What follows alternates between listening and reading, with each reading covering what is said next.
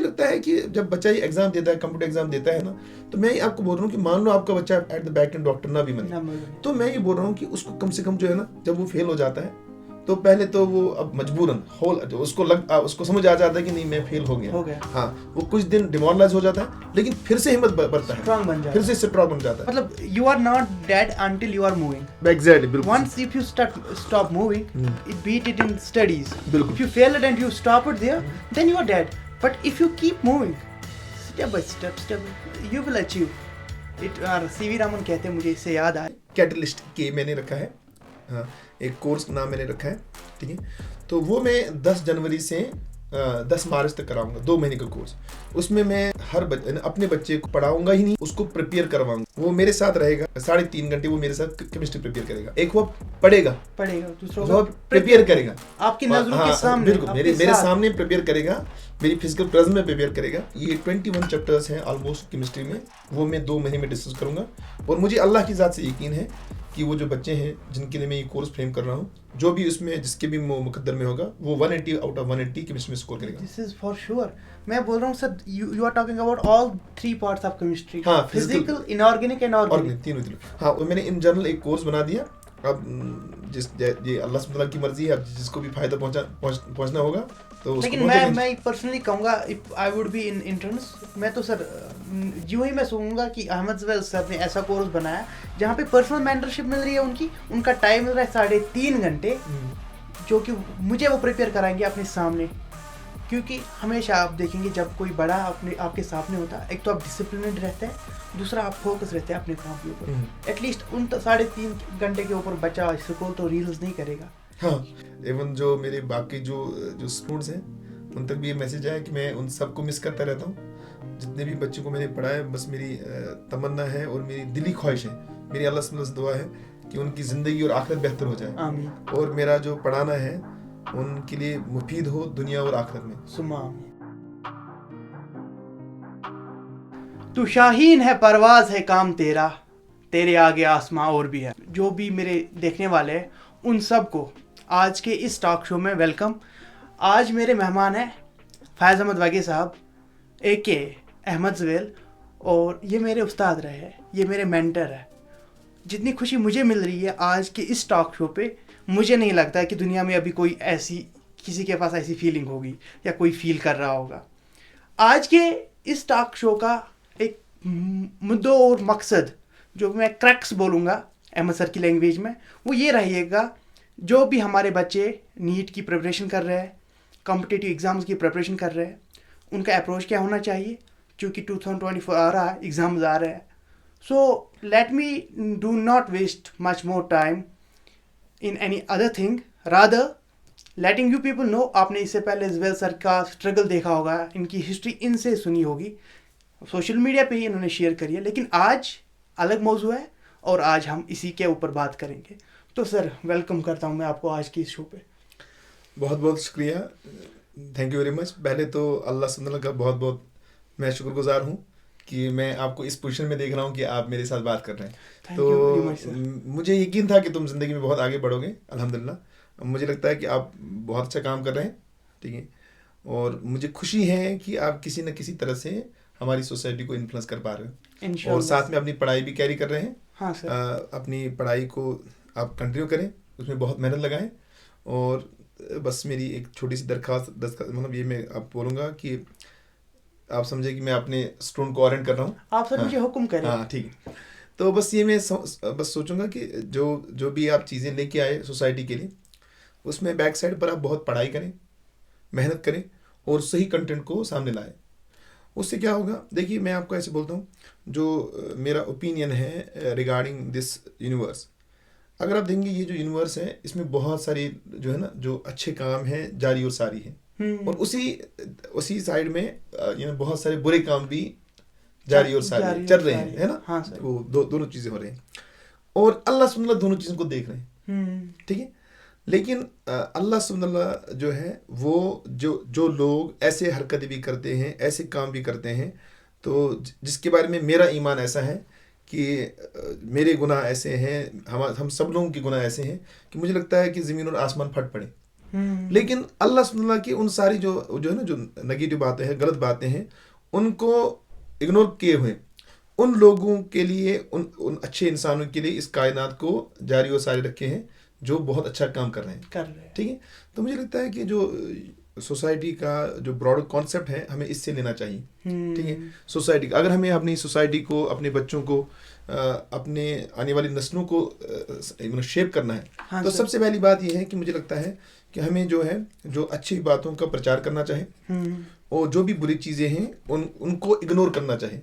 बदकिस्मती से जो आई एम ऑब्जर्विंग और इसका शिकार कहीं ना कहीं मुझे लगता है आज मेजॉरिटी ऑफ द पॉपुलेशन है थ्रू आउट इंडिया, और कश्मीर में भी अब बहुत पर्टिकुलरली मैं देखता हूँ बहुत मेजर जो है ना जो बहुत सारे लोग ऐसे इसमें इन्वॉल्व हैं, वो जहाँ भी कोई बुरी चीज़ होती है वो उसको पब्लिक कर देते हैं और उसको पब्लिसिटी मिलती है, जबकि बहुत सारे अच्छे काम होते हैं उसको पब्लिसिटी नहीं मिलती। जबकि मैं आपको बोलता हूँ कि अल्लाह का कानून ये है कि जो बुरे काम हैं अल्लाह उनको पर्दे में रखते हैं। हाँ सर। ठीक है, और वो जो है ना बुरे काम है, बल्कि अल्लाह सुना जो है ना अच्छाइयों को ये वो तकवीत देते हैं और जो बुरे काम हैं उन पर पर्दा किए हुए हैं। तो उसका वजह ये है कि अगर आप बुराई का प्रचार बंद करेंगे आप, हाँ, लेकिन मैं ये नहीं बोल रहा हूँ कि बुराई जो हो रही है उसको रोकने की कोशिश नहीं करनी चाहिए, उसको सजा मिलनी चाहिए, मगर उसको पब्लिक में जब आप लोग लाते हैं, जो सोशल इन्फ्लुएंसर्स हैं या जो भी है, जो भी किसी भी तरह से जो भी आज जो सोशल मीडिया पर एक्टिव है, यूट्यूब चैनल्स पर एक्टिव है, जो भी एपिसोड हो रहा है बुरा हो रहा है, मुझे लगता है कि उसके लिए गवर्नमेंट है ना, तो government should dealt with them.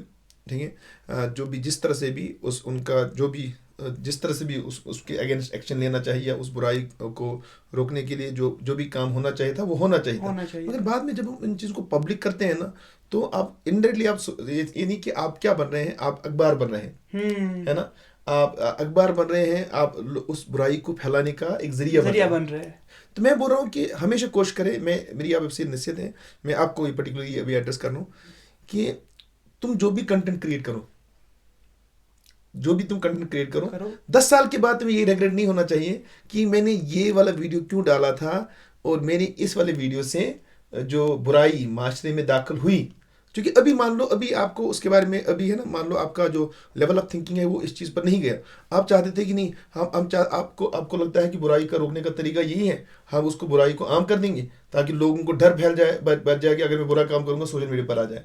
मगर आप ये नहीं समझ पाते कि जो बुराई को आप आम कर रहे हैं, कितने और लोग हैं जो उस चीज़ से इन्फ्लुएंस होते हैं, उनके साइकोलॉजी में ये चीज़ बैठ जाता है कि ऐसी हरकत हुई भी है, तो मैं भी कोई और भी उसी हरकत को कॉपी करें, है ना उसको।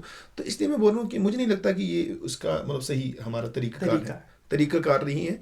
तो बस मैं बहुत खुश हूँ तुमसे।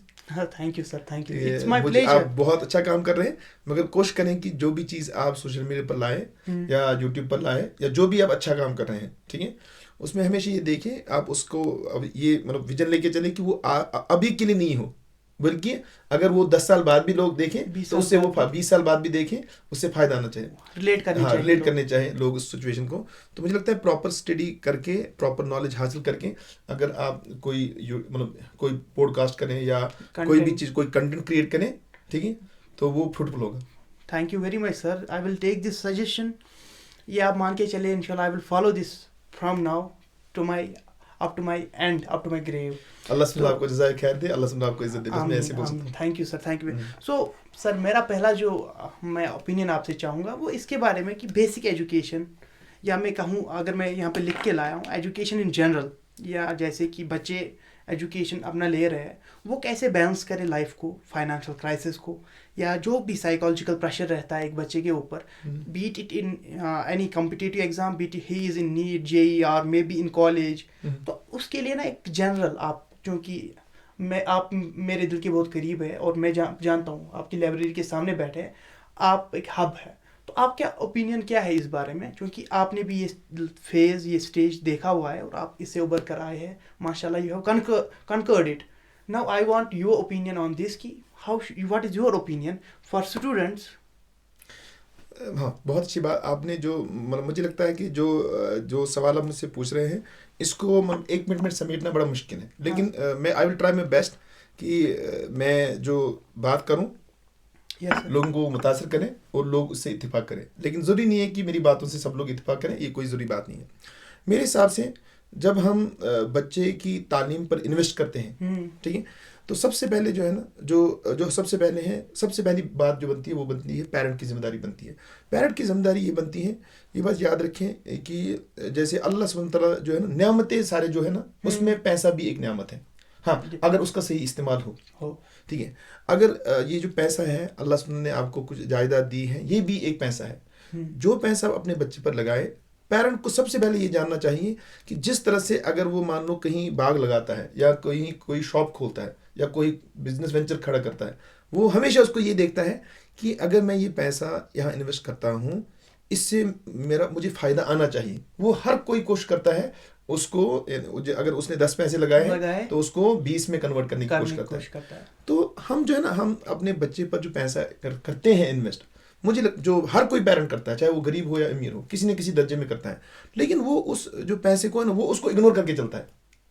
वो उसके बैक एंड पर उसको ये परेशानी नहीं रहती कि अगर मैं नोइंगली या अननोइंगली, कॉन्शियसली या unconsciously, without having any knowledge या अबाउट दिस थिंग, वो इन्वेस्ट करता है अपने बच्चे पर। गरीब भी करता है, अमीर भी करता है, मगर वो उसके आउटकम के बारे में, मतलब इससे मुझे, मेरा जो बच्चा है, मेरे बच्चे को क्या फ़ायदा आएगा या मुझे क्या फ़ायदा आएगा, ठीक है, उसके बारे में वो प्लान नहीं करता। ठीक है, अब आप बोलेंगे, अब इसमें एक सवाल रह जाता है, सर ये कैसे प्लान कर सकें। जैसे मैं आपको मिसाल समझाता हूँ। मान लो आपने अपने बच्चे को पहली क्लास में दाखिला दिया। तो पहली क्लास में आपको, अगर आज की डेट में देखा जाए, अगर आप उसको नॉर्मल स्कूल में भी डालेंगे, हाँ। तो कम से कम ईयरली तो 50,000 रुपये उस पर खर्चा आता ही आता। अगर आप बहुत ही छोटे स्कूल में डालें आज, तो ये मुझे बताइए कि सबसे पहले आप ये सोचें कि ये जो 50,000 मैं अपने बच्चे पर लगा रहा हूँ, कम से कम अगर डायरेक्टली मुझे फ़ायदा नहीं आ रहा है, तो मेरे बच्चे को ये फ़ायदा आना चाहिए। हाँ। अब उसमें सबसे पहले आपका काम क्या है, आप अपने बच्चे पर इन्वेस्ट करना जब स्टार्ट करेंगे, तो सबसे पहली बात ये है, आप ही उसके रिजल्ट के बारे में पहली फिक्र कर सकते हैं। वो कैसे? आप एजुकेशन जो है ना, हाँ, इसको आप मान के चले कि ये, मैं आपको बोलूँ, ये सबसे बड़ी इन्वेस्टमेंट है जो आप अपनी फैमिली में कर रहे हैं, ठीक है। हाँ, लेकिन इसके रिजल्ट्स थोड़े से देर में आते हैं, आ सकते हैं। हाँ, नहीं, आप आएंगे जरूर, दैट इज फॉर श्योर, मुझे यकीन के साथ कहता हूँ। लेकिन आप अगर आप उस जो है ना, जो आपने इन्वेस्टमेंट की है, अगर आप उसकी कदर करेंगे तो आएंगे जरूर। अगर आप उसकी कदर नहीं करेंगे तो नहीं आएंगे। जैसे मैं बोलूँ, हम अपने बच्चे पर इन्वेस्ट करते हैं और फिर हम कभी नहीं, हम अपने बच्चे से, जो छोटे बच्चे से, उसमें जो, जब आपने पैसा उस पर लगाया, तो साथ साथ उसमें इन्वेस्ट करें कि उसको सपने दे, उसको हिम्मत दे, उसको हौसला दे। हाँ, वो धीरे धीरे आ जाएगा। ये बात याद रखें, मैं आपको ऐसे बोलता हूँ, हर किसी आदमी को जिस डायरेक्शन में भी वो जाए, जिस डायरेक्शन में भी वो जा रहा है, मतलब मूव फॉरवर्ड कर रहा है, उसको स्ट्रगल का सामना करना पड़ेगा, अप्स एंड डाउन्स का सामना करना पड़ेगा। तो हमारे बच्चों को भी जब वो एजुकेशन में आगे जाते हैं, अप्स एंड डाउन्स का सामना करना पड़ता है। उनको कभी उनको लगता है कि मैंने इतनी पढ़ाई की, इसका तो कोई रिजल्ट ही नहीं आ रहा है ना। तो ये लगता है, ये छोटी उम्र से स्टार्ट हो जाता है उसको। कभी कभी है ना, वो बच्चे जो है ना, वो डिमोरलाइज होना स्टार्ट होते हैं, सो फोन। लेकिन उसके बैक एंड पर अगर जो इनिशियली जो है ना, पहली जिम्मेदारी बनती है पेरेंट्स की, वो अपने बच्चे के जो सपनों की जो है ना, उसकी सपनों की जो सपने जो है, उनकी ओरिएंटेशन करें। ओरिएंटेशन के साथ साथ ये भी उसकी एक पेरेंट की जिम्मेदारी बनती है, वो सिर्फ अपने बच्चे से इतना बोलें, बेटे मैं आपसे बहुत प्यार करता हूँ, मैं चाहता हूँ कि तुम एक बहुत बेहतरीन ओहदे पर फायज हो और अपने लिए भी फख्र का बायस बने और मेरे लिए भी फख्र का बायस बने। ये इतनी छोटी सी बात है ना। हाँ। अगर आप इनिशियल लेवल पर ही अपने बच्चे को इस तरह से गाइड करना स्टार्ट करेंगे ना, और ये छोटे छोटे सपने उसको देते रहेंगे, एक पॉजिटिव वाइब अपने बच्चे में डालेंगे, तो मैं आपको बोलूँगा, ये उसकी हिम्मत बढ़ाता रहता है, ये उसको ना धीरे धीरे पुश करता रहता है। नहीं, वो और मेहनत करना स्टार्ट करता है, क्योंकि इनिशियली हर बच्चे का जो हीरो है ना, वो अब उसका माँ बाप ही होता है। उसकी जो ना, उसको जो सबसे ज़्यादा लगाव अपने माँ के साथ होता है।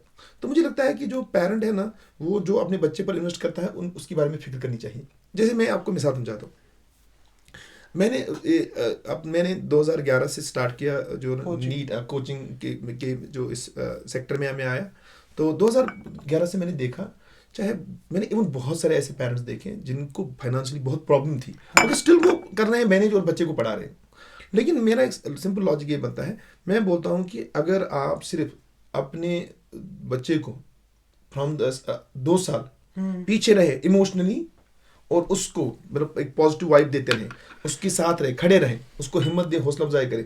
जो कि आपको सिर्फ ये करना है, ऐसा नहीं कि मैं रोज रोज बोलता हूँ, मैं हर दिन आप उसको 2 मिनट बोलते हैं, बेटे बहुत मेहनत करना, ठीक है, मुझे बहुत उम्मीद है तुमसे। ये छोटी छोटी बातें, मैं तुमसे बहुत क्या प्यार करता कम्युनिकेशन हूँ। लेवल एक हाँ, अच्छी होनी अच्छी चाहिए अपने हो, बच्चे के साथ। बस इतनी सी बात। इसके लिए कोई आपको फिलोसफर होने की जरूरत नहीं है, कुछ भी नहीं। अगर आप 2 साल अपने, मुझे 2 साल अपने बच्चे को ये बताएंगे ना, तो मैं आपको बोलता हूँ ये बहुत पॉजिटिवली बच्चे को इन्फ्लुएंस करता है।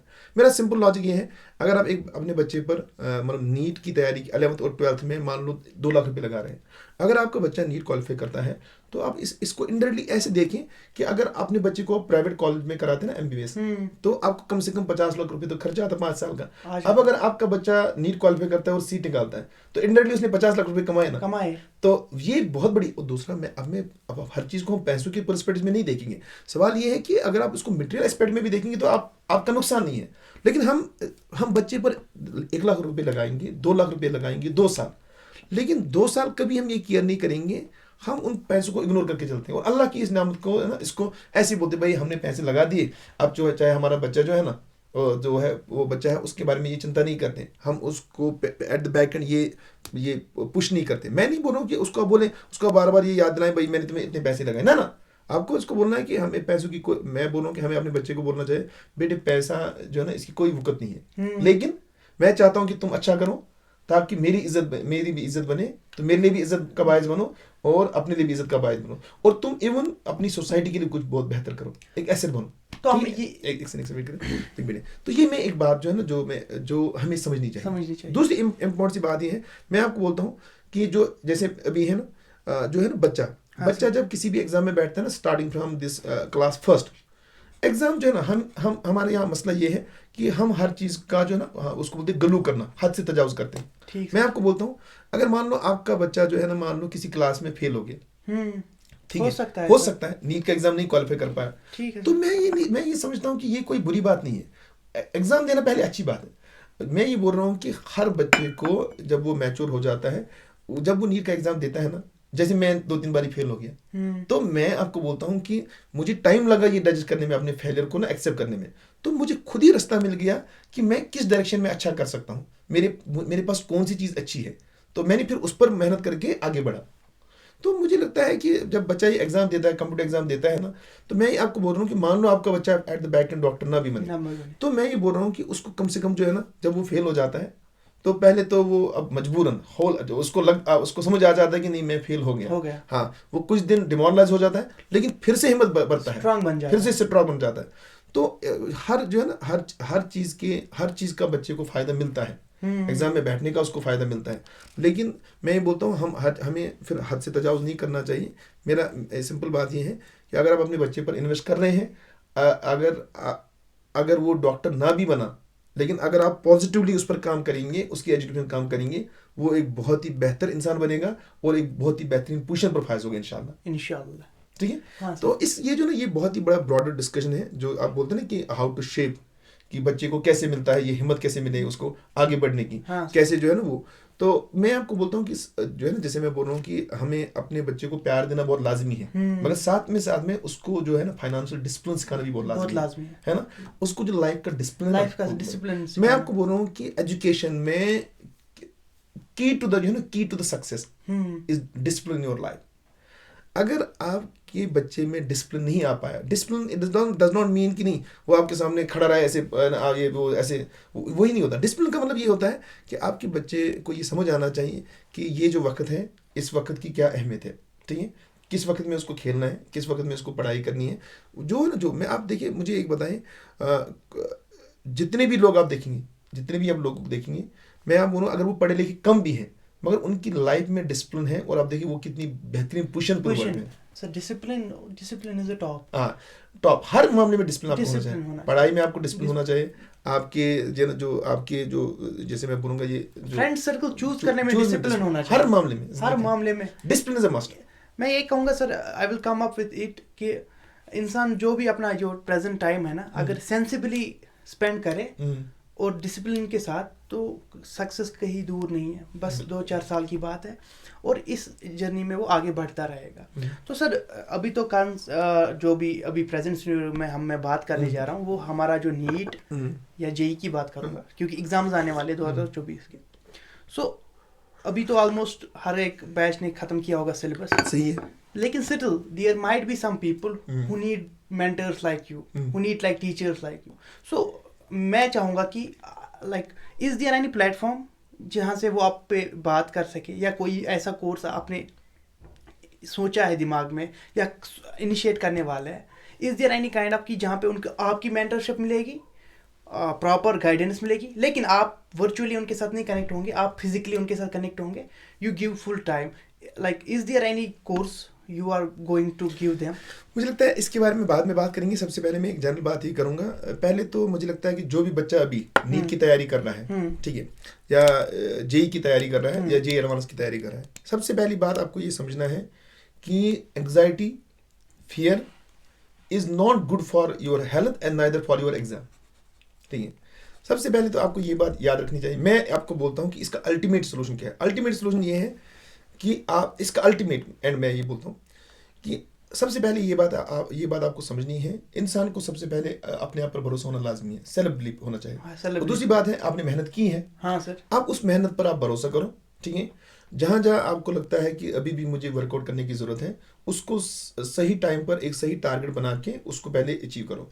जैसे मान लो मैं अभी मैं नीट की बात करूंगा, मान लो 4 महीने अभी हमारे बच्चों को है, ठीक है, तो उनको इंश्योर करना चाहिए कि मुझे लगता है कि जो अगले 2 महीनों में उनका जहाँ जहाँ भी उनको लग रहा है कि अभी लैकुना है, उसको कवर अप करें। और कवर अप करने के बाद उसके बाद नेक्स्ट 2 महीने उसको पॉजिटिवली रिवाइज करने की पॉलिसी बनाएं।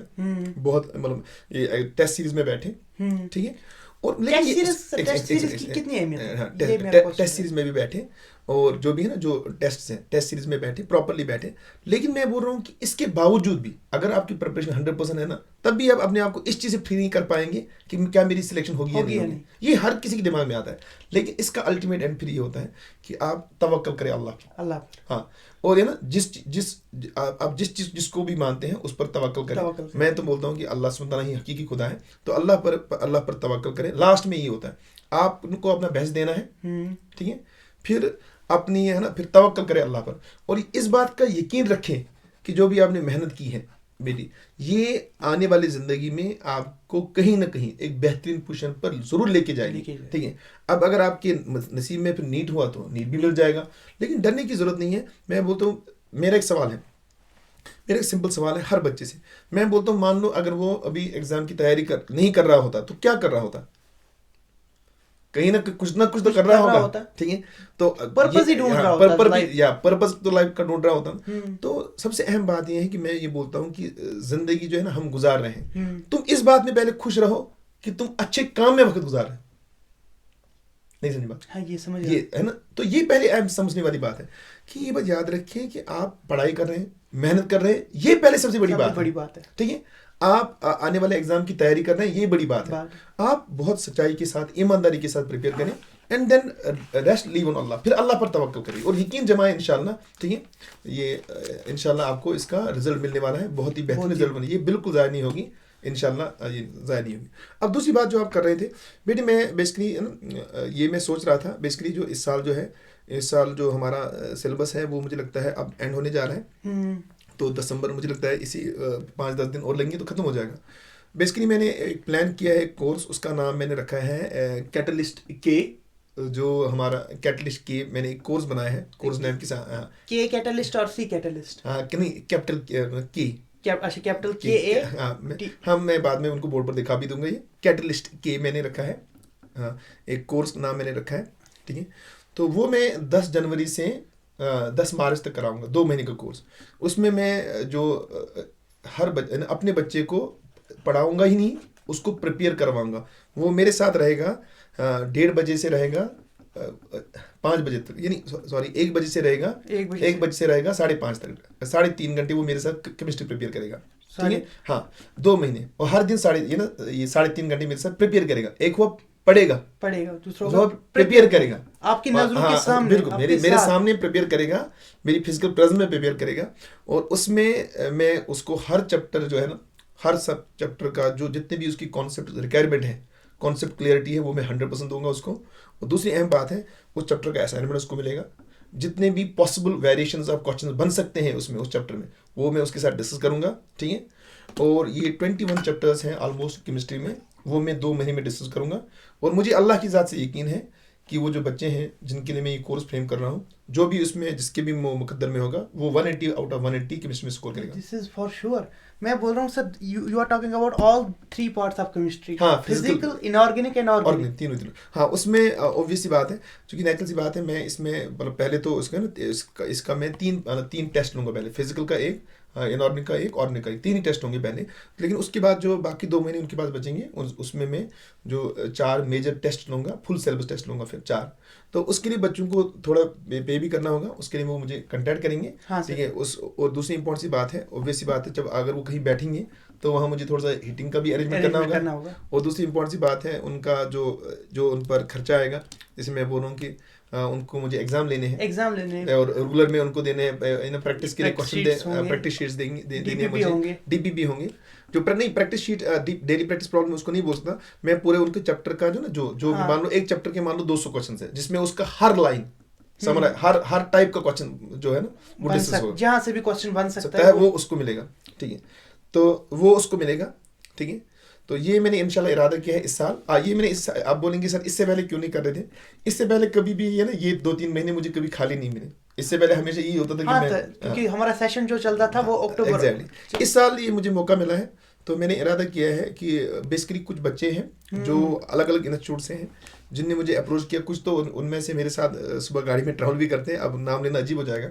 अलग अलग इंस्टीट्यूट से हैं कुछ बच्चे, उनने ऑलरेडी उनका फिजिक्स बायोलॉजी बहुत अच्छा उन्होंने ऑलरेडी प्रिपेयर किया हुआ है।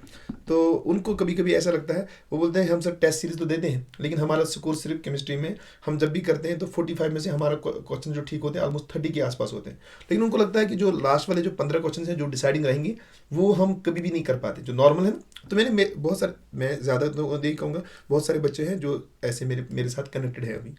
तो अब मैंने सोचा था कि अब उनकी मुझे हेल्प करनी ही करनी है। हाँ। तो मैंने इन जनरल एक कोर्स बना दिया। अब ये अल्लाह सुब्हान तआला की मर्जी है, अब जिसको भी फायदा पहुंचना होगा तो उसको। लेकिन मैं पर्सनली कहूँगा, if I would be in interns, मैं तो सर यूं ही मैं सोचूंगा कि अहमद जवेल सर ने ऐसा कोर्स बनाया जहाँ पे पर्सनल मेंटरशिप मिल रही है, उनका टाइम मिल रहा है 3.5 घंटे, जो कि मुझे वो प्रिपेयर कराएंगे अपने सामने। क्योंकि हमेशा आप देखेंगे जब कोई बड़ा आपके सामने होता है, एक तो आप डिसिप्लिन्ड रहते हैं, दूसरा आप फोकस रहते हैं अपने काम के ऊपर। एटलीस्ट उन 3.5 घंटे के ऊपर बच्चा स्क्रॉल तो रील्स नहीं करेगा। हाँ, क्योंकि ना मैं जनरली उसमें मैंने जो प्लान किया है, बेसिकली मैं जिन बच्चों पर भी ये वर्कआउट करूंगा, ठीक है, मुझे उनको प्रिपेयर करवाना ही करवाना है। मुझे उनको प्रिपेयर करवाने का, मैं नहीं चाहता कि वो मतलब जो मेरे साथ वो 3.5 घंटे के पढ़ेंगे केमिस्ट्री, उसके बाद उनको दिन में और केमिस्ट्री नहीं पढ़नी ना नहीं पढ़ेंगी 3.5 घंटे। उसके बाद उनको और 3.5 घंटे लगाने हैं बायोलॉजी के लिए और फिजिक्स के लिए। हाँ, मैंने इसलिए ये टाइम चूज किया है। जैसे मान लो सुबह सवेरे बायोलॉजी और फिजिक्स को टाइम दे रहे हैं, तो जब वो आएंगे 1 बजे मेरे पास आएंगे या 1:30 बजे मेरे पास आएंगे, जो भी मैं टाइम वो अनाउंसमेंट होगी उसकी, तो वो फिर बाद में 5:30 तक मेरे साथ केमिस्ट्री पेपर करेंगे। फिर जो बाकी है सुबह शाम जो उनका टाइम बचता है, उसमें वो बायोलॉजी फिजिक्स अपना, जैसे आप it will be in afternoon. हाँ नहीं, आफ्टरनून तो कंफर्म है, आफ्टरनून ही होगा। तो सर मैं एक काम करूंगा इसमें, for those students who will be willing to join this batch, this is very special batch. और पर्टिकुलरली जो अगर मेरा कोई सुनने वाला देख रहा हो, तो मैं ये रिकमेंड करूंगा, क्योंकि इसमें आपकी मेंटरशिप भी हो रही है, आपकी प्रिपरेशन सर के सामने हो रही है, और पूरे 3.5 घंटे मिल रहे हैं हर एक दिन के। तो ये मैं बोल सकता हूँ, it's a golden opportunity, please take this. I will give you an Google form दे दूंगा मैं ऑन बिहाफ ऑफ यू, वहाँ पे आपकी कॉन्टैक्ट डिटेल्स डाल दूंगा, ताकि आपको भी थोड़ा बहुत आइडिया मिल जाए कितने बच्चे आ रहे हैं, ताकि आप भी थोड़ा बहुत बैक एंड पे अपना वो काम कर ले, पूरा वो जो भी है। लेकिन sir I wish you all the best for your future, और स्पेशली फॉर ये 10 जनवरी से स्टार्ट होगा, 10 जनवरी से 10 मार्च, 2 महीने का कोर्स है। एंड 10 जनवरी को तो मैं आउट ऑफ टाउन रहूँगा, आउट ऑफ स्टेट में भी, लेकिन आई विल मेक श्योर कि जब आप इसका इख्तिताम करेंगे, मैं बोलूँगा लास्ट दिन होगा इस कोर्स को, जब आप एंड अपना लेक्चर देंगे, मैं कवर करूँगा उसको। उसके अलावा जब इस बैच का रिजल्ट आएगा, I will love to bring some of the participants in my podcast and I will love to talk to them about उनका this एक्सपीरियंस course. कैसा रहा, हाँ, उनका एक्सपीरियंस और फीडबैक, ट्रू फीडबैक बिल्कुल exactly. I will love that. उसका वजह ये है, मैं आपको जनरली बोल रहा हूँ कि ये जो ना मैं जो मेरा ऐसा विश्वास है, मैं ये बोलता हूँ कि जो है ना, जो ये मैं जो कोर्स कराने जा रहा हूँ, मुझे यकीन है कि अगर पॉजिटिवली कोई बच्चा हो, जो सिंसियर बच्चा हो, जो प्रिपेयर करना चाहता हो, और मतलब जो जिसका ये समझे, जिसका जो इस साल का जो टारगेट है उसको अचीव करना है कि उसको नीट क्वालिफाई करना ही करना है, तो मैं ये बोलूँगा कि अगर वो विश्वास के साथ आए और एतबार के साथ आए, तो मुझे 100% यकीन है कि उसको जो नीट 2024 में कोई भी क्वेश्चन पूछा जाएगा, उनको जो मैं उनको प्रोवाइड करूँगा वर्कशीट्स, उसके बाहर नहीं होगा इंशाल्लाह, अल्लाह के फजल से। ये सर बहुत ये किस्मत वाले बच्चे होंगे जो आपको जिनको आपके पास ये वक्त गुजारने का मौका मिलेगा, साथ साथ में प्रिपेयर करने का मौका मिलेगा।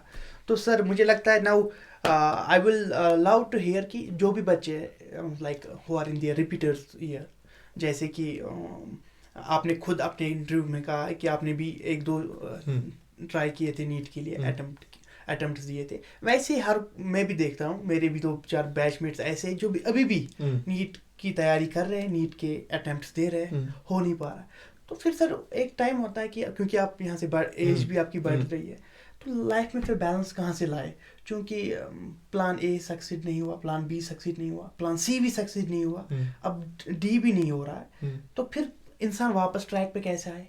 How he should find his purpose in life, how he will know what he is meant for, ये मेरा सवाल है आपसे। मेरा सवाल है कि देखिए बेटी, ये बात याद रखें, ये आप ये जो ना जो लोग आप जानते हैं, मैं आपको ऐसे बोलता हूँ कि जैसे ना जिसको आप बोलते हैं ना एसेट, हाँ, जिसको आप बोलते हैं एसेट, जायदाद मान, जायदाद आज तो मुझे नहीं लगता कि मुझे किसी को समझाने की जरूरत है बेटे, लेकिन आज जायदाद इंफॉर्मेशन भी होती है। ये बात याद रखें, जो आपने 4 साल मान लो, आप 3 बारी अटेम्प्ट किए, नीट नहीं हुआ आपको, लेकिन बहुत सारे बच्चों का एक बदकिस्मती ये हो जाती है कि उनने जो 3 साल जो इन्फॉर्मेशन गैदर की होती है, अब वो उसको क्या करते हैं, डस्टबिन में डालते हैं, और डस्टबिन में डाल के कोई नया रास्ता इख्तियार करते हैं।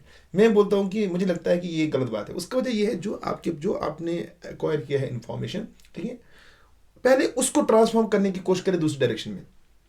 ये बात याद रखिए, जो भी आपने लर्न किया है, जो भी आपने एक्वायर इन्फॉर्मेशन किया है, ठीक है, ये बहुत ही एक वैल्यूबल एसेट है। आप उसमें से पहले निकालें कि उस इंफॉर्मेशन में आप पहले ये सोचें, जो अभी आपकी इन्फॉर्मेशन, जैसे आपके पास अगर मान लो आप नीट की तैयारी कर रहे हैं, तो आपके पास ऑब्वियस ही बात है, आपके पास एक सफिशिएंट इन्फॉर्मेशन आई हुई होगी रिगार्डिंग फिजिक्स, आपको केमिस्ट्री के बारे में बहुत सारी इन्फॉर्मेशन अभी आपके पास है, आपके पास बायो के बारे में बहुत सारी इन्फॉर्मेशन है।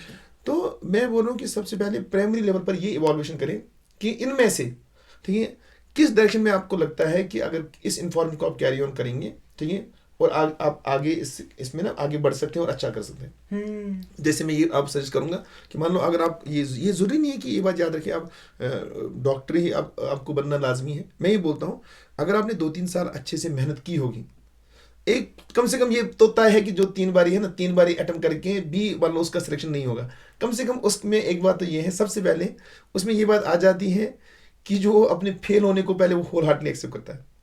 ये छोटी बात नहीं है, ये आपको हमें लगता है, ये बात याद रखो, जो अपने फेलियर्स को एक्सेप्ट करता है और स्टिल वो आगे बढ़ने की क्या कोशिश करता है। तो ये इस चीज को आप इग्नोर मत करें बेटी, ये आपको बहुत आगे ले जाएगा।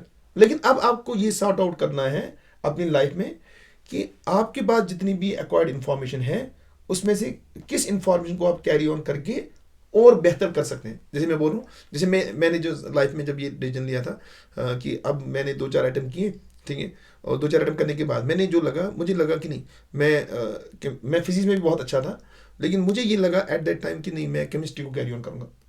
तो मैंने उस पर वर्कआउट किया और फिर ये पहले से मैंने बना 12th में मैंने जब नीट में ही मैंने मन बना लिया, अब जहाँ पे जाऊँगा तो मैं केमिस्ट्री में टीचिंग आगे ले जाऊँगा। तो इस तरह मुझे जो भी बच्चा नीट की तैयारी कर रहा है, 2-3 साल लगाए हैं, नहीं सिलेक्शन हुआ, मुझे लगता है कि सबसे पहले वो इस बात पर सोचें कि there is nothing wrong if you will carry the academics. अगर आप कॉलेज ज्वाइन करें, MSc करें, ये आज की मैं बोल रहा हूँ कि ये आपको लग रहा है, मैं आपको बोल रहा हूँ, मैं ये बोल रहा हूँ कि इवन अगर आपने नीट 2-3 साल दिया और उसके बाद आप मान लो कर रहे हैं क्या, आप बीएससी कर रहे हैं, एमएससी कर रहे हैं, मैं बोलूँ there is a very big possibility कि जो दो आपका दोस्त डॉक्टर बना उससे पहले आपने पैसे कमाने स्टार्ट किए, और उससे पहले आप मान लो किसी अच्छी जगह अपॉइंट हुए एज ए लेक्चरर या एज ए प्रोफेसर, बहुत हाई चांस है। आप बोलेंगे सर कैसे, मैं बोल रहा हूँ मान लो आपने आपने जो है ना, देखो जो आप 2-3 जो आपने एग्जाम दिए होते हैं, उसमें कम से कम आपका जो ना कुछ किसी न किसी हद तक आपका जो प्रॉब्लम सॉल्विंग स्किल्स हैं या आपका जो एनालिटिकल एबिलिटी है ना, वो बहुत हद तक इम्प्रूव हुआ होता है बच्चे का, ठीक है। अब वो क्या होता है, अब आप बोलेंगे वो फिर वो सर अगर उसका प्रॉब्लम सॉल्विंग स्किल अच्छा हुआ होगा, उसका एनालिटिकल एबिलिटी अभी हो, तो एग्जाम क्यों नहीं क्वालिफाई करता है। एग्जाम जो है ना, एग्जाम नीट एग्जाम को समझना लाजमी है। नीट एग्जाम एक कट थ्रोट कॉम्पिटिशन है। मैं आपको बोल रहा हूँ कि एक बच्चा जो है मान लो पिछले साल हम एक कहेंगे कि पिछले साल कट ऑफ हुआ, मान लो हम कहेंगे 590, अब किसी बच्चे ने मान लो 589 लाए हैं, तो क्या वो नाकाबिल बच्चा है क्या? नहीं सर, किसी ने 585 लाए, क्या वो नाकाबिल बच्चा है? कैसे? बिल्कुल नहीं बेटे, क्योंकि ये कट थ्रोट कंपटीशन है। इससे आप अपनी ना अपने आप को एस्टिमेट करना मत स्टार्ट करें, अपने आप को तोलना स्टार्ट मत करें और ये मैं कम हूँ या ज्यादा हूँ। अब सवाल ये है कि चूंकि ये कट थ्रोट कंपटीशन है, अगर आप इस कट थ्रोट कंपटीशन जो मैं ना जो आपका जो एक बार है इसको क्रॉस करना आपको लाजमी है, सो दैट आपको सीट मिले। अगर आप उसको क्रॉस नहीं कर पा रहे तो इट डज नॉट मीन कि आप अच्छे नहीं हैं, आप किसी और काम में इससे बेहतर, बहुत बेहतर है वो चीज़ें। जैसे मैं बोलूँ कि मान लो मैं अपनी आपको बात करूँ, जब मैं दे रहा था एंट्रेंस, तो आप तब 2/225 में मार्क्स होते थे, तो मेरे 225 में 171 भी बने, 165 भी बने, और और अगर आप सरप्राइजिंग देखेंगे मेरे केमिस्ट्री में जो स्कोर है वो बनता था ऑलमोस्ट आउट ऑफ 75 69 के आसपास बनता था। फिजिक्स में मेरा स्कोर बनता था ऑलमोस्ट 60 के आसपास, मैं बायो में रेगुलर कर रहा था। तो अब वो जो बायोलॉजी का पार्ट में जो है ना, वो जो मेमोरी वाला पार्ट है, मैं उसको मतलब कैरी ऑन नहीं कर पा रहा था प्रॉपरली, जिससे मैं जो उस कंपटीशन से उस जो रेफरेंस बार सेट हो जाता था, उससे बाहर आ जाता था, ठीक है। तो ये बहुत सारे बच्चों के साथ ये पॉसिबिलिटी हो जाती है। लेकिन फिर आपको, अगर आपने किया, एक बारी अटेम्प्ट किया, दूसरी बारी अटेम्प्ट किया, नहीं आपका हो पा रहा है, तीसरी बारी भी नहीं हो पा रहा है, कोई बात नहीं। आपने इस दौरान जितनी भी ये इन्फॉर्मेशन एक्वायर की है, ये बहुत ही वैल्यूबल इन्फॉर्मेशन है, इसको आप ज़ाया न करें, बल्कि आप इन्हीं 3 में से सबसे पहले तो ये है, इन्हीं में से पहले अपना एक कोर्स चूज करें और उसको आगे जाके बीएससी और एमएससी करें।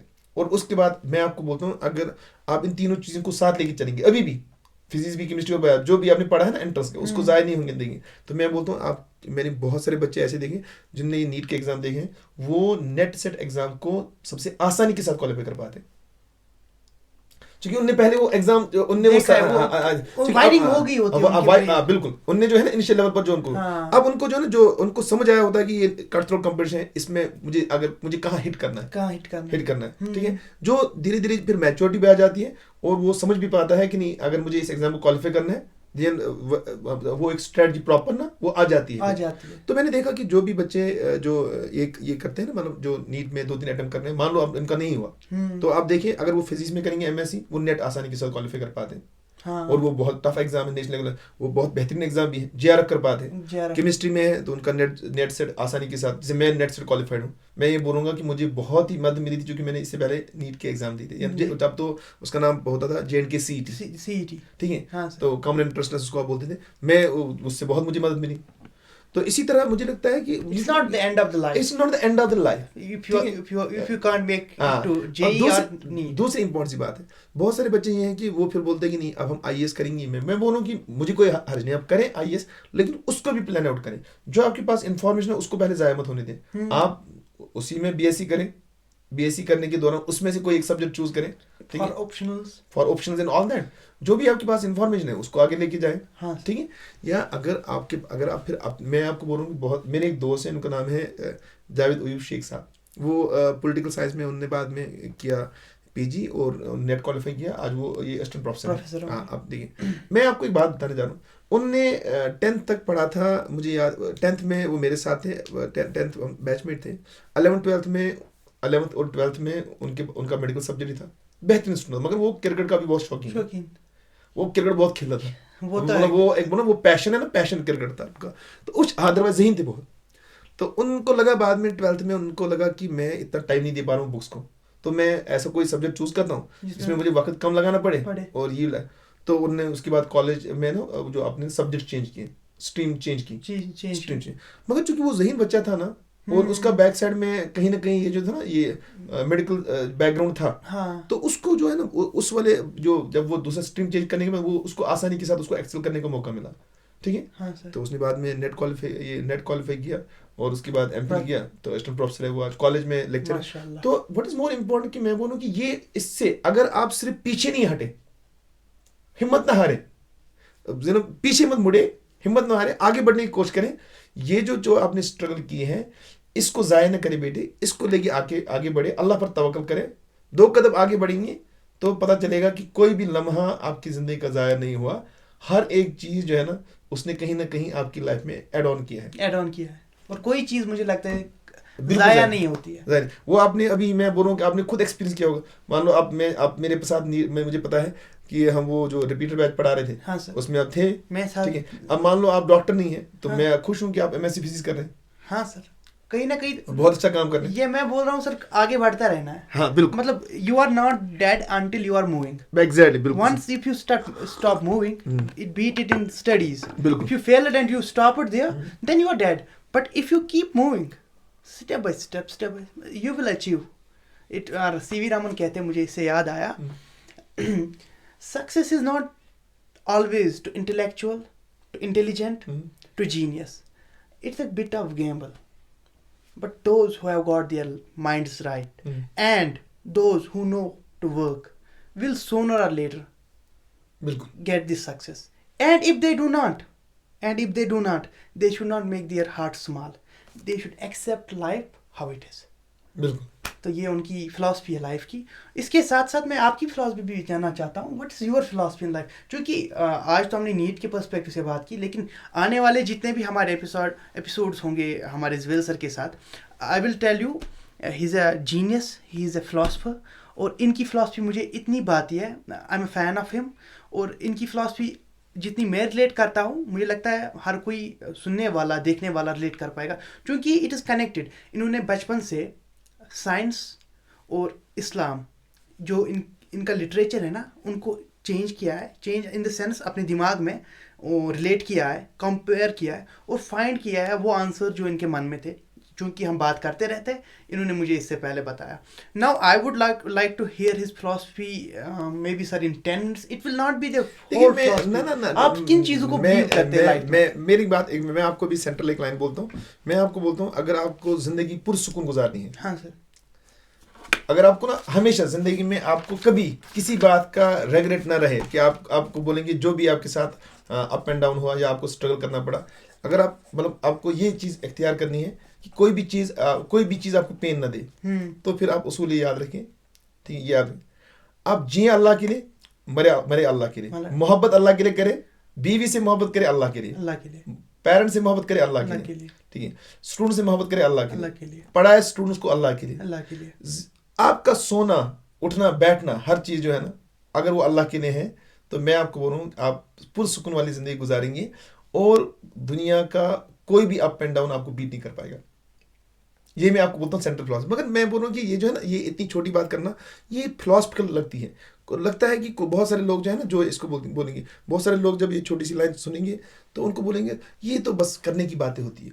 मगर मैं आपको बोल रहा हूँ इसके बैकग्राउंड में बहुत ही फिलॉसफिकल डिस्कशन है, जिसको अगर ज़िंदगी में कभी मौका मिला तो आप आएँ, कभी हम इसके बारे में डिस्कस करेंगे, ठीक है? लेकिन मैं आपको बोलता हूँ कि ये जो छोटी छोटी, जैसे मैं आप अभी आज इस जिंदगी इस उम्र में आपको ये बता रहा हूँ, ठीक है? इससे पहले मैं अपने उस्तादों से ये सुनता था, लेकिन अब मैं इसको फील करता हूँ, जिसे मैं बोलता हूँ बोलना नहीं चाहिए, मगर मैं आपको बोल रहा हूँ कि कभी कभी मैं इसलिए अपनी ज़िंदगी के हालात आप लोगों के साथ इसलिए शेयर करता हूँ कि ताकि मुझे लगता है कि लोगों को फ़ायदा है। मैं आपको बोलता हूँ कि जो मेरा जो पहला बच्चा था मोहम्मद तलहा, उसके साथ एक इंसिडेंट हुआ, ठीक है? मैं ये बोल रहा हूँ, had it not feel for this thing कि ये जो है ना, ये मेरी अल्लाह की अमानत है, कौन सा, और मेरे अल्लाह की अमानत है। अल्लाह ने मुनासिब यही समझा कि इसके साथ एक डॉक्टर की नेग्लिजेंस की वजह से उसको तकलीफ होगी, ठीक है? तो मुझे नहीं लगता कि जो जिस तरह की पेन से मैं और मेरी मिसेस गुजरी है, मुझे लगता था कि उससे हम बाहर निकल पाते। लेकिन हम हर बार ये अपने आप को याद दिलाते थे कि नहीं, अल्लाह ने यही हमारे लिए मुनासिब समझा है, ठीक है? हम कोशिश करेंगे इसमें अल्लाह इसमें हमसे भी राजी कुछ रहे, अल्लाह का कुछ होगा। इंशाल्लाह इसमें कुछ ना कुछ खैर होगा। तो वही मैं बोल रहा हूँ आपको, अगर अगर हर किसी इंसान का जीना मरना उठना बैठना अल्लाह के लिए हो, तो मैं बोलूँ उसको जिंदगी में कोई तकलीफ नहीं देगा। और दूसरी इंपॉर्टेंट सी बात है, अगर आप किसी पर खैर भी करें, किसी को अच्छा अच्छा चाहते, हमें बहुत बारी इसलिए तकलीफ होती है, हम चाहते हैं कि नहीं हमने इसके साथ अच्छा किया, अब ये भी हमारे साथ अच्छा करें। भाई this is never going to happen in your life. आप अच्छा काम करें एंड देन बोले कि हमने अल्लाह के लिए किया है, इंशाल्लाह हमें अल्लाह से उम्मीद है कि वो हमारे साथ बेहतर करेगा। नेकी कर दरिया में डाल। हाँ हाँ, इट्स लाइक दैट। दरिया ये बात मतलब ये मैं बोल रहा हूँ सर, ये कहते हाँ, थे ना नेकी कर और दरिया, मतलब मुझे इस मुहावरे का सेंस ज्यादा पता नहीं, मैं आप अच्छा करो और भूल जाओ। हाँ एग्जैक्ट, भूलना नहीं, ये बात याद रखिए। मैं आपको जनरली बोल रहा हूँ कि इस कायनात में हर एक बात जो है ना आपकी है, वो कहीं ना कहीं स्टोर है। हाँ, ठीक है, ये मुझे इसका यकीन है। उसका वजह ये है, जैसे जो principle of conservation of energy है, तो ये बात याद रखिए, जैसे अभी हम बात कर रहे हैं this also a part of energy, sound energy, sound. मुझे यकीन है इस बात का कि आपका गुजारा हुआ हर एक लम्हा कहीं ना कहीं यही स्टोर है, और कहीं ना कहीं वो कैसे होगा इंशाल्लाह मुझे पता, सब लोगों को पता चल जाएगा अपने टाइम पर। तो मुझे लगता है कि आपने जो भी काम किया है, अगर मुझे लगता है कि आपको उसको बेहतरीन जगह स्टोर करना चाहिए, और वो बेहतरीन जगह अल्लाह है। ठीक है, तो ये मुझे लगता है। और दूसरी अहम बात जो मुझे लगता है मुझे अपने स्टूडेंट्स के साथ शेयर करनी है, वो ये है कि, और जो पेरेंट्स को भी देनी, मुझे लगता है कि हमारे पेरेंट्स को स्टार्ट में बच्चों को छोटी छोटी कुछ बुक्स देनी लाजमी है, जो उनको ना पढ़ने की आदत डाले। मेरे 9th में मेरे साथ एक अच्छी बात ये हुई कि पता नहीं वो मेरे फादर साहब ने कहाँ से लाई थी, एक छोटी सी बुक है, उसका नाम था बारी ताला, उर्दू में थी, एक छोटी सी, मुझे लगता है 10 से 15 पेज की बुक थी। ठीक है, हमारे यहाँ एक दारुल है, उस सवाई सबील खांडीपोरा से, वहाँ से उसमें लिखा था वो नीचे, मुझे लगता था वहाँ से लाई थी। हाँ। तो मैंने वो 9th में पढ़ी, तो उससे मैं वो छोटी सी 10-15 पेज की बुक थी ना, तो मुझे उससे ना एक पॉजिटिव ना एक डायरेक्शन मिली ना, पॉजिटिव डायरेक्शन मिली, हाउ टू थिंक अबाउट अल्लाह एंड ऑल दैट। ठीक है, तो धीरे धीरे जो है ना, मैं जब 12th में था, एक दिन मैं बहुत ही स्ट्रेस में था, तो मैं अनंतनाग जा रहा था, वहाँ एक बुक शॉप है, तो मेरे पास कुछ पैसे थे, मैंने बुक खरीदी, उसका नाम था इकबाल का तस्वुर दीन, प्रोफेसर शफीकुर रहमान हाशमी ने लिखी है। तो मैं उसको बीच बीच में पढ़ता रहता था। अगर देखा जाए ना, तो उसने भी मुझे बहुत ही पॉजिटिवली इन्फ्लुएंस किया है। ठीक है, तो इसी तरह मैं आपको जनरली बोलता हूँ, मुझे लगता है कि आज के माशरे में जिस तरह से हमारे बच्चे जो है ना, वो डिप्रेस होते हैं या ड्रग्स की ओर जा रहे हैं या बाकी सारी चीज़ें, उसका रीज़न ये है, they are not fully aware about their creator. मुझे लगता है कि बच्चों को जानने की ज़रूरत है। एक हुआ कि नहीं, जिस तरह से हम जानते हैं ना, वो हम जानते हैं कन्वेंशनल बैकग्राउंड से, कि मतलब आप मुस्लिम ख़ानदान में पैदा हुए हैं, तो आपको आपके बाप ने आपको बता दिया कि अल्लाह सुन्ना है, नहीं, मुझे लगता है कि अल्लाह सुन्ना ऐसी ज़ात है जो सिर्फ मुझे लगता है उसको एक्सप्लोर करने की हर इंसान को ज़रूरत है। मुझे लगता है कि वो उसका अटमोस्ट प्रायोरिटी है, वो अपने अल्लाह को पहचाने। हाँ, अल्लाह के जो नबी है हज़रत मोहम्मद जो कि पैगम्बर हक है, ठीक है, जो मोहसिन जो हाँ सल्लल्लाहु अलैहि वसल्लम, जो मोहसिन है इस इंसानियत की, मोहसिन है सारी इस इंसानियत की, जो कायनात के सरदार हैं, मुझे लगता है उनको जानने की ज़रूरत है। ठीक है, तो इंशाल्लाह मुझे लगता है कि अगर ये 2 कोशिशें कोई भी बच्चा करे, 11th पर करे, 12th पर करे, अगर वो मैं आपको ज़रूरी नहीं बोलता हूँ कि नहीं वो पूरा वक्त उसमें लगाए, धीरे धीरे अपने अल्लाह को जाने। इवन अल्लाह को जाने का तरीका सिर्फ ये नहीं, बुक से आप मत करें, आप तन्हाई में थोड़ा सा टाइम निकालें, 5-10 मिनट। मुझे जब भी मैंने अपनी लाइफ में देखा है कि जब भी मैं बहुत परेशान होता हूँ, तो मैं टाइम निकाल के, जब मैं बहुत इधर उधर घूमता रहता हूँ पूरे साल, फिर मैं टाइम निकाल के अपने अल्लाह के सामने जाता हूँ, वो तन्हाई में उसको पुकारता हूँ, तो मेरे मसले, मैंने हमेशा देखा मेरे मसले हल होते हैं। तो मैं बोल रहा हूँ कि इस तरह से भी आप अपने अल्लाह को जान सकते हैं, यार हज़ारों तरीके हैं, बुक से भी जान सकते हैं। तो मैं बोल रहा हूँ कि अल्लाह की शख्सियत इतनी बरगुज़ीदा है, ठीक है, मतलब जो हर नुक्स से पाक है, उसको जानने की ज़रूरत है हमारे बच्चों को।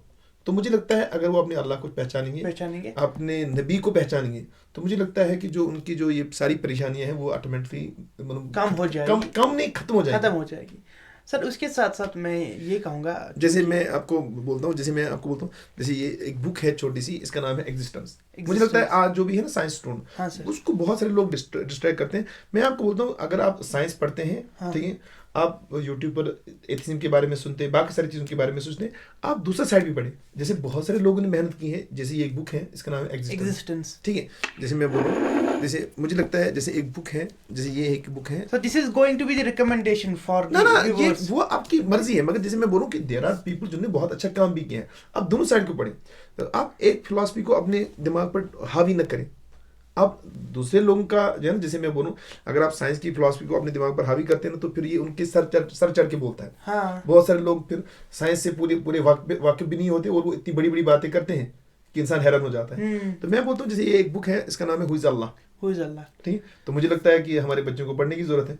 जब वो इतना टाइम लगाते हैं एफबी पर, बाकी सारी चीजों पर, तो 2-3 time, like book reading should be there in our culture. हाँ, कल्चर हमारे in our बच्चों ethics होना चाहिए, बिल्कुल होना चाहिए। हमें अपने बच्चों में इनकलकेट करना चाहिए। जैसे एक बुक है astrophysics and the Holi Quran, ठीक है, हाँ, तो ये हमें पढ़नी चाहिए, ये इस तरह की बुक्स पढ़नी चाहिए। ये तो दारुल इस्लाम ये मोस्टली दारुल रशीद खान, हाँ ठीक, बिल्कुल, ये प्रोफेसर है। जैसे ये एक है ना, जैसे ये बहुत ही बेहतरीन बुक है। इसमें बोलूँ कि हाँ, मैं ये बोलता हूँ कि बहुत सारी बेहतरीन बुक्स हैं जिसमें है ना जो सीरत लिखी गई है प्रॉफेट की, मगर मुझे लगता है कि ये एक ऑथर है, इन्होंने एक बुक लिखी है, डॉक्टर अय्यद अल करनी, ठीक है, इन्होंने एक बुक लिखी है an inspiration to the world. इसने है ना जो इसको जो मॉडर्न कॉन्टेक्स्ट में जो है ना जो सोशल ट्रांसफॉर्मेशन है, तो इस कंटेक्स्ट में इसको ना जो मतलब नॉन कन्वेंशनल तरीके से अल्लाह के नबी की जो सीरत है ना उसको प्रेजेंट करने की कोशिश की थी। मुझे लगता है कि ये जो प्रेजेंट माइंड है, जो प्रेजेंट चैलेंज है, प्रेजेंट माइंड को ये बहुत अच्छे से एड्रेस कर रहा है। तो अपने नबी को हमें जानने की जरूरत है, ठीक है। अब इस वाले साइड को भी धीरे धीरे थोड़ा थोड़ा ऐड करें।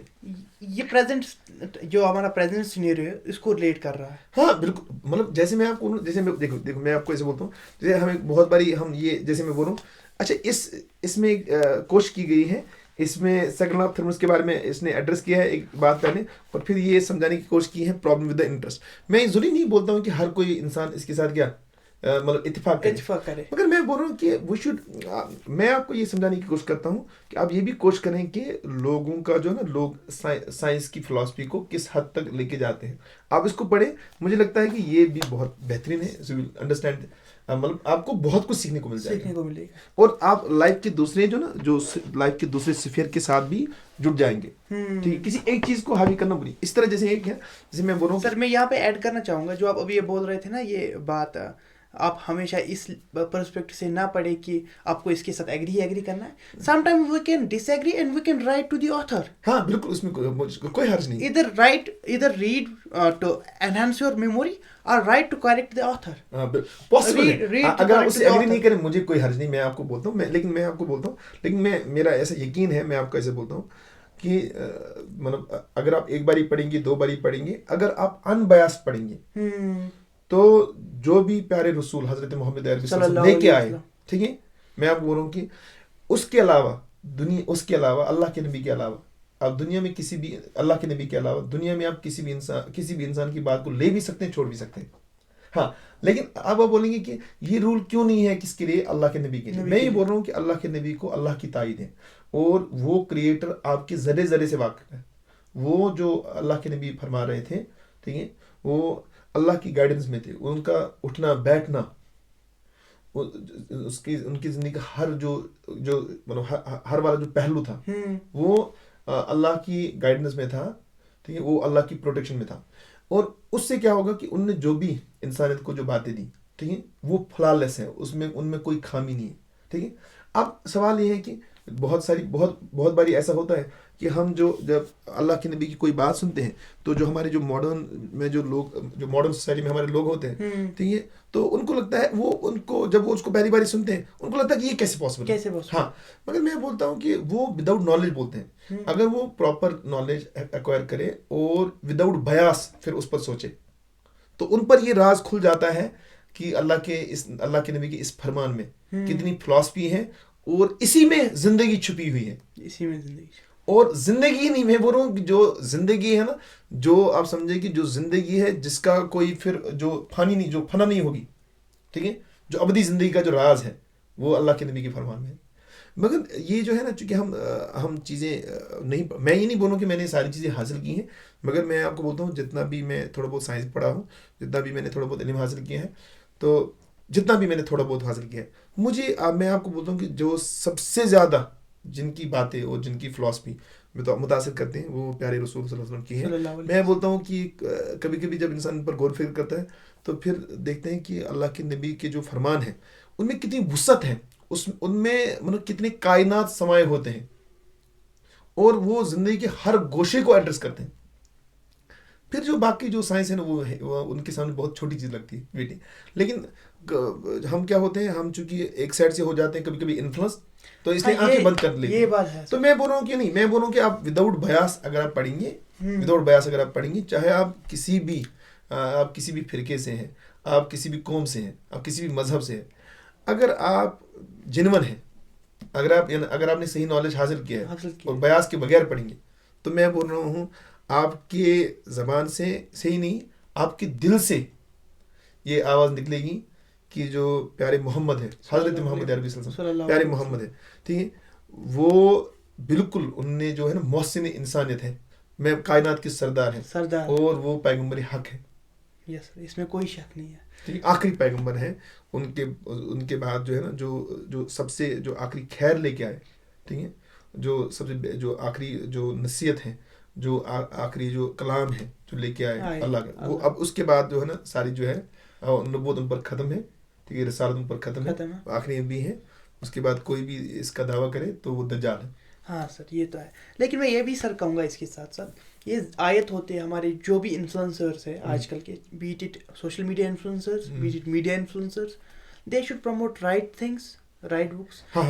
हमारे यहाँ बदकिस्मती ये है, ये बदकिस्मती का आलम ये है, जो यहाँ पे मोटिवेशनल स्पीकर्स होने चाहिए, जिनको इनवाइट करना चाहिए, उनको करते नहीं है। जैसे हमारे स्कॉलर्स है, पीएचडी इंटेलेक्चुअल पीपल है, जिन्होंने रिसर्च किया है, रिसर्च पेपर्स उनके पब्लिश है, वो आजकल इवेंट्स में इनवाइट नहीं होते।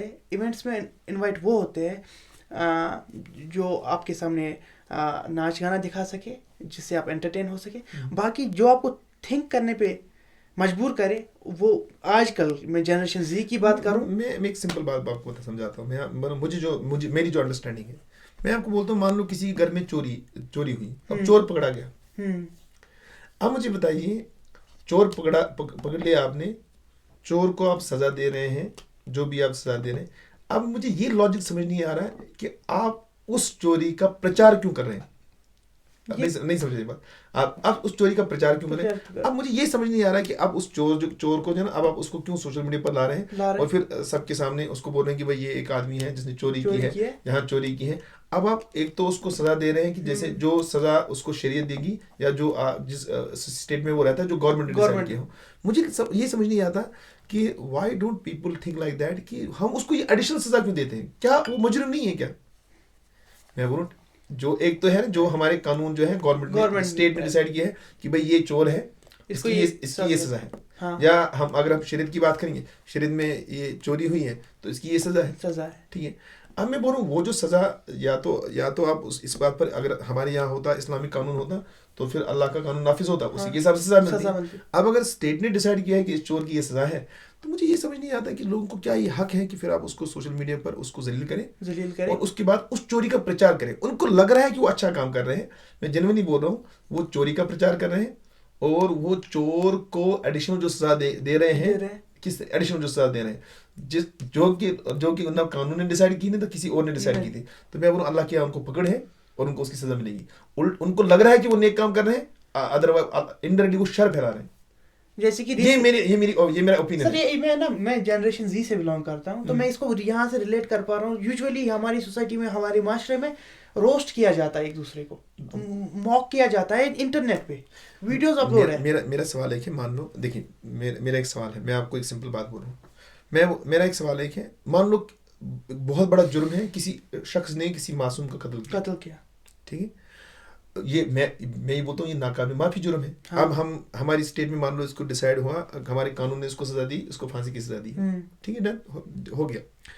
अब मुझे ये बात आप बताएं, अब किसी और आदमी को जो कि जिसको कानून हाथ में नहीं लेना चाहिए, मुझे ये समझ नहीं आता उसको ये क्या हक बनता है कि अब वो उस आदमी को दिखाए, ये आदमी है, ये इस खानदान को बिलोंग करता है, ये इस खानदान को बिलोंग करता है, इस ये आदमी community- इसका इस इस community- कम्युनिटी को बिलोंग करता है, इसका नाम ये है, इसको अब फांसी दी जा रही है, इसने इसका कत्ल किया।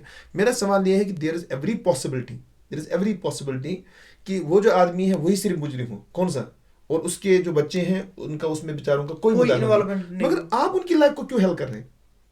आप समझ रहे हैं मेरी बात? they will be tortured by society. Society. मेरा सवाल ये है कि आप उसको उनकी लाइफ को क्यों हेल्प कर रहे हैं? देयर इज अ पॉसिबिलिटी कि उनमें से कोई बेहतरीन बच्चा, मतलब उनके खानदान का कल कोई बेहतरीन बच्चा हो या उनकी बेहतरीन बेटी हो, जो कल जाके एक बहुत उसका जो मौका है, उसकी जो मैं बोल रहा हूँ कि उसको जो आगे बढ़ने की जो चांसेस Chances है। हाँ, उसको आप खत्म कर रहे हैं, क्योंकि उसका हर दरवाजा आप लोग बोल रहे हैं भाई उसको, ये उसका जो आज सोशल मीडिया है, तो मुझे लगता है कि ये एडिशनल सजा उनको नहीं देनी चाहिए। और उससे मुझे नहीं लगता कि आप मतलब कोई भी सोशल मीडिया इन्फ्लुएंसर है या यूट्यूबर है कि वो ये अच्छा काम कर रहे हैं। ये मेरा ओपिनियन है, मैं ऐसा लगता हूँ। मुझे लगता है कि मैं आपको दोबारा वही बोलूँगा, मुझे लगता है कि हमें खैर में, अच्छे काम में एक दूसरे की मामलत करनी चाहिए, हमें हमेशा अच्छी बातों का प्रचार करना चाहिए, हमें हमारी सोसाइटी को पॉजिटिवली इन्फ्लुएंस करना चाहिए। और जो भी यहाँ बुराइयाँ हो रही है हमारी सोसाइटी में, ठीक है, उनके लिए गवर्नमेंट है, उनके लिए हमारे पास पुलिस है, ठीक है, वो उनको उनके साथ सजा दे, मगर उनका प्रचार करना, उनको एडवर्टीजमेंट करना, उसको अखबार में देना, मुझे लगता है ये सही बात नहीं है मेरे हिसाब से। इससे इन्फ्लुएंस दूसरे भी हो जाते हाँ, हैं, उनके दिमाग में भी ये चीजें आ जाती है। इससे जो है ना, इससे जो नेगेटिव एनर्जी है, जो एक नेगेटिव इवेंट हुआ था, हाँ, वो एक जगह था कंसंट्रेटेड, एक जगह हुआ था, कुछ लोग हुए थे इन्फ्लुएंस। अब उसको सोशल मीडिया पर डाल के हर सोसाइटी के हर कॉर्नर तक उस नेगेटिव एनर्जी को लेके जा रहे हैं। सर, अच्छा, मेरा एक दूसरा इस पे मैं एक ऐड करना चाहूँगा। मेरी एक बात है, मैं आप दूसरी बात में मान लो यही जो मैं बोल रहा हूँ आपको कि ये इस तरह का एक एपिसोड हुआ, एक बहुत बुरी बात हुई क्या, जैसे मान लो किसी खानदान में ऐसा कोई एपिसोड हुआ कि जो अब सुनने लायक भी नहीं है, लेकिन फिर भी आप हर आदमी को सुना रहे हैं, और जब ये हर आदमी तक पहुंचता है तो बहुत सारे लोग जो ऐसे होते हैं जो बिल्कुल ये जो सेंसिटिव कंटेंट देख के ना बहुत शेक हो जाते हैं। उनकी मतलब मैं बोलता हूँ कि मतलब लाइफ जो है ना वो माइजर बिलोंग करते थे। बहुत सारी चीज लोग इसको लाइक ही नहीं करते, मतलब वो होता है ना, वो एक होती है कि नहीं, वो अच्छी चीज देखना चाहते हैं। तो ये चीज़ है जो मुझे लगता है कि पर्टिकुलरली मैं बोल रहा हूँ कि जैसे कश्मीर में जिस रेट से मैं देखता हूँ कि मैं भी डायरेक्टली या इनडायरेक्टली सोशल मीडिया पर होता हूँ या हम किसी भी रीज़न से, तो देखता है इंसान, ये जहाँ भी मैं देखता हूँ कि हर चीज़ जो है ना, ये अब हर जगह हर वाला बच्चा वो हमेशा ऐसे, मतलब जैसे मान लो किसी जगह कोई एपिसोड हुआ है, तो वो अपनी व्यूज बढ़ाने के चक्कर में वो एक छोटा सा है ना, छोटी सी फायदे के लिए वो हर गलत चीज को डालता है। मैं ये बोलता हूँ, मुझे ये विश्वास है कि 4 साल बाद 10 साल बाद वो इस पर रिग्रेट करेगा और उसको ये समझ आ जाएगा कि वो एक ऐसे गुनाह का मुर्तकिब हुआ जिसको जब तक वो इज्तिमाई तौबा ना हो फिर बाद में, क्योंकि उसका वजह ये है, मान लो आपको इससे पहले वो सिर्फ आपको पता था, अब आपने उसको 1000 लोगों तक पहुंचाया, ठीक है, अब उस 1000 लोगों में से मान लो 2 लोग भी बाद में आपके इस कंटेंट की वजह से क्या बुरे काम में आ गए, तो ये वबाल आपके पास है, ये वबाल आपके घर तक पहुंचेगा, आप तक पहुंचेगा और डायरेक्टली और इनडायरेक्टली आप तक जरूर ये इसका खामियाजा आप इसको भुगतना पड़ेगा। मैं it comes to back to my first advice, जहाँ पे आपने मुझे एडवाइस किया कि आप कंटेंट कैसे बनाएंगे प्रॉपर रिसर्च के साथ। There can be miss information but there should not be misleading information. Sometimes I can be wrong and I should accept it wholeheartedly. और you should, मतलब इंसान को एक करेज होना चाहिए, कि मुझे लगता है कि इंसान को एक करेज होना चाहिए, if somebody informs you that you are wrong here, तो मुझे लगता है कि you should be bold enough to acknowledge that, and even आपको उसका शुक्रिया अदा करना चाहिए and appreciate करना चाहिए और अपनी इन्फॉर्मेशन को सही करना चाहिए। ये बातें जो है ना, जैसे अभी आप बोलेंगे ना, जैसे आप और मैं ये बातें करते हैं ना, तो ये बातें जो आम इंसान जब सुनता है ना, तो उनको लगता है कि ये सिर्फ कहने की बात है। मगर मैं बोलता हूँ कि अगर आप ये कोशिश करेंगे ना, तो आपको समझ आएगा कि ये प्रैक्टिकली भी पॉसिबल है। ये पॉसिबल है, ये सिर्फ करने की बात है। अगर मुझे लगता है 10 ही लोग करना स्टार्ट करेंगे, 5 ही लोग स्टार्ट, इवन 1 लोग स्टार्ट करना, अगर आखनापति करना स्टार्ट, तो मुझे लगता है ये बिल्कुल इन्फ्लुएंस हो जाएगी, मतलब ये इसमें से बड़ी एक तो चेंज आ जाती है। इवन कि मैं अभी भी बहुत सारे वर्ड्स जैसे मैं आपके लिए एक बात बोलूँ, जैसे मैं बोलूँ आप अभी एमएससी फिजिक्स कर रहे हैं, हाँ सर, ठीक है, जैसे मैं बोल रहा हूँ कि मेरे साथ जो सबसे बुरी बात ये हुई, मैं आपको बोल रहा हूँ, मुझे लगता है कि जब तक मैं यूनिवर्सिटी में था 2010 तक मेरे पास सेल फोन नहीं था, ना मेरे पास ये था, मेरे घर वालों ने भी सिम कार्ड भी नहीं था। सिम कार्ड भी नहीं था। मुझे लगता है कि जब से मेरे पास ये सेल फोन आया, फिर 2011 से मैंने पढ़ाना स्टार्ट किया सोन सुबुन, जब सेल फोन आया सोन सुबुन, तो मुझे लगता है कि इसने मुझे लगता है जितना नुकसान पहुंचाया, उसका वजह ये था, मैं इस सेल फोन के बारे में, इस टेक्नोलॉजी के बारे में कोई अवेयरनेस नहीं रखता था, मैंने विदाउट इन्फॉर्मेशन डाल दिया, हाँ, अपने पास रखा। अब मैं इसका जो पॉजिटिव यूज है वो समझ नहीं पाया, लेकिन मुझे लगता है कि बहुत सारे जो हमारे बच्चे हैं ना, जो यूट्यूबर्स हैं, वो इसका जो पॉजिटिव यूज कर सकते थे, मगर उनको वो एक चीज़ है कि वो मेहनत करने की आदि नहीं है। जैसे मैं आपको मिसाल समझाता हूँ, जैसे अगर आप घर में पढ़ाई कर रहे हैं, पढ़ाई के साथ साथ आप कंटेंट भी क्रिएट कर रहे हैं, तो मुझे लगता है कि आप पढ़ाई करें, आप उसी पढ़ाई को कंटेंट क्रिएशन में यूज करें, तो एक तो बाकी लोगों को भी फायदा आ रहा है, और जो आप वो कंटेंट क्रिएट करके खुश होना चाहते हैं वो भी हो जाए। ठीक है, आप मुझे लगता है कि आप कंटेंट, अगर आप इसीलिए पढ़ाई करेंगे कि आप कंटेंट क्रिएट करें जाए, एक तो पढ़ाई भी बेहतरीन हो जाएगी, हाँ, और कंटेंट भी क्रिएट होगा। तो ये मैं आपको बोल रहा हूँ कि चूंकि मुझे था नहीं पता, ये मैंने जब सेलफोन लिया ना, तो मैं आपको बोलता हूँ कि मुझे बुक्स पढ़ने का, मैं बुक्स को ना बहुत क्यूरियोसिटी के साथ, चीज़ों को बहुत क्यूरियोसिटी के साथ पढ़ता हूँ, तो लेकिन जब से ये सेलफोन का ये चक्कर आया, मुझे बहुत बुरी तरह से इफेक्ट किया। अब मैं इसे जान भी छुड़ाना चाहता हूँ, तो अब इतने सारे लोगों के साथ, स्टूडेंट्स के साथ कंटेक्ट आ चुके हैं, कभी दिन में फोन आ जाता है, कभी रात को फोन आ जाता है, सुबह, तो अब उसको बंद भी नहीं रख पाता चूंकि ये तो। लेकिन मैं बोलता हूँ कि स्टिल मैं ये नहीं बोलता कि इसके फायदे नहीं है, इसके फायदे हैं, मगर अगर इसको पॉजिटिवली यूज, अगर हमारे बच्चे इसको पॉजिटिवली यूज करना सीखें, तो मुझे लगता है कि वो इसको ना बच्चों को पहले प्रॉपर एजुकेट करना चाहिए कि फ़ोन क्या है, किस लिए यूज़ होता है, क्या नेगेटिव भी हो सकते हैं इसकी वजह से, और इवन की स्कैम्स भी क्या हो सकते हैं इसकी वजह से। Then they should be given phone at a particular stage. आजकल मैं बच्चों में भी देख रहा हूँ, छोटे बच्चों, दे आर स्क्रॉलिंग अनलिमिटेडली, उनको समझ भी नहीं आ रहा है कि नेक्स्ट क्या आएगा। एक तो होता है मैं फॉर एग्जाम्पल मैं ये बुक सर्च कर लूंगा इंटरनेट से, मुझे इसका कंटेंट निकलेगा, मुझे इसका ऑथर निकलेगा, पर्टिकुलर इन्फॉर्मेशन निकलेगी। एक होता है आप यूट्यूब खोल दीजिए, वहाँ पे आपका सर्च पेज नहीं आएगा, डायरेक्टली एक शॉर्ट्स आएगा, उसके बाद दिमाग में ऑटोमेटिकली ट्रिगर हो जाएगा आपको उसको ऊपर करना है। और ये एक ऐसा लूप है, अगर जिंदगी भर भी ऊपर करता रहेगा इंसान, ये खत्म नहीं होगा। हाँ बिल्कुल। चलिए, तो विद दिस थिंग मुझे लगता है अभी बहुत कुछ बातें करनी बाकी है, ये तो बस एक छोटा सा पॉडकास्ट आज हमने किया। I would love to do these things often with you sir. और फिलहाल आज के वेलकम ऑलवेज, मुझे खुशी होती है, इवन जो मेरे बाकी जो स्टूडेंट्स हैं उन तक भी ये मैसेज आया कि मैं उन सबको मिस करता रहता हूँ, जितने भी बच्चों को मैंने पढ़ाया। बस मेरी तमन्ना है और मेरी दिली ख्वाहिश है, मेरी अल्लाह से दुआ है कि उनकी ज़िंदगी और आखिरत बेहतर हो जाए, आमीन। और मेरा जो पढ़ाना है उनके लिए मुफीद हो दुनिया और आखिरत में, सुम्मा आमीन। जो वो जहाँ भी रहें खुश रहें, और वो मेरी दुनिया में रहते हुए जब तक मेरी ज़िंदगी है, मैं उनको दुनिया में ही उतने बेहतरीन ओहदों पर देखूँ, और दुनिया में ही उनके मतलब उस इज्जत के मकाम पर देखूं कि जिसको मैं फख्र से ये देखूं कि मैं बोलूं कि ये इनको मैंने कहीं ना कहीं पढ़ाया है। आमीन सर, इंशाल्लाह। तो आज के इस शुमारे में, आज के इस पॉडकास्ट में इतना ही रखते हैं, लेकिन यहाँ पे कहानी ख़त्म नहीं होती है, आगे भी सर के साथ बातें होती रहेगी। और मैं चाहूँगा कि इससे ज़्यादा सर के पास एक वास्ट नॉलेज है, साइंस एंड कुरान के बारे में हम बात करें, और जो भी एक माइंडसेट होना चाहिए बंदे में जिससे वो आगे बढ़े, फोकस रहे। और जो भी आजकल की हमारी सोशल मीडिया की वजह से हमारी जो रिसेप्टर्स है, डोपामीन रिसेप्टर्स, या मैं और भी हमारी जो ब्रेन में हार्मोन्स है, उनको ठेस पहुंचाए, वो भी ठीक करें। सो डिटॉक्स मैं कहूँ सर से वो भी गाइडेंस लेंगे आगे जाके, आगे फ्यूचर्स में, आगे हमारे जो पॉडकास्ट होंगे वो होली एंड सोली बेस्ड होंगे फिलॉसफी के बारे में, साइंस के बारे में, कुरान के बारे में, and how to be focused in life and how to achieve your goals। दीजिए अपने मेज़बान मुबशिर रियाज को इजाज़त। फ़ी अमानिल्लाह, अल्लाह निगहबान। Thank you.